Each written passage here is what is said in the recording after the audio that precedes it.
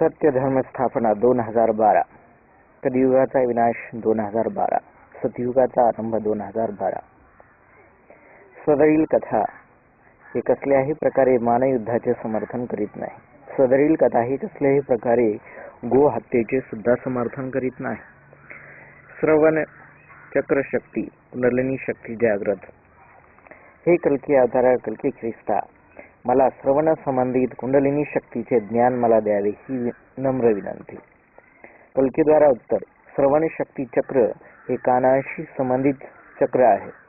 दोन्ही कानाने जे ऐकले जाते त्याचे शब्द ध्वनी एकच असतात. दोन्ही कानाने वेगळे शब्द ऐकू येत नाहीत.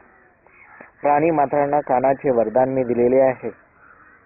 कानांनी चांगले श्रवण करणे अतिशय आवश्यक आहे. कानांचे श्रवण शक्ती चक्र ही कुंडलिनी शक्ती मेंदूच्या बुद्धिचक्राशी जोडलेली आहे. ह्या चक्रामुळे सत्य धर्म शक्ती चक्राचा विकास होत असतो. महात्मा गांधीजींनी सुद्धा चांगले ऐकावे, चांगले पाहावे, चांगले बोलावे असा संदेश सत्य धर्मासाठी दिलेला आहे. हा संदेश मानवतेच्या कल्याणासाठी अतिशय आवश्यक आहे. जे लोक वाईट बोलतात त्यांना चांगले बोलणे शिकवणे ही काळाची गरज आहे.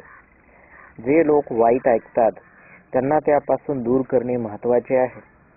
जे लोक वाईट पाहतात त्यांना सुदर्शन चक्राची आवश्यकता आहे. सतीश कल्कीस प्रश्न विचारतो, सुदर्शन चक्राचा अर्थ काय होतो? कल्की अवतार उत्तर देतात, सुदर्शन चक्र हे विष्णूने धारण केलेले एक अस्त्र आहे.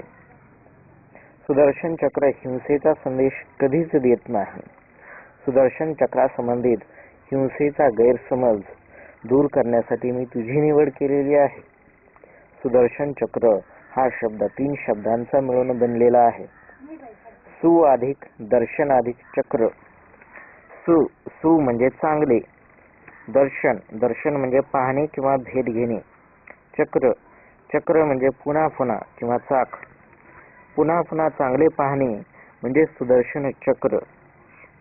पुन्हा पुन्हा चांगले बोलणे म्हणजे सुदर्शन चक्र. पुन्हा पुन्हा चांगले ऐकणे म्हणजे सुदर्शन चक्र होय.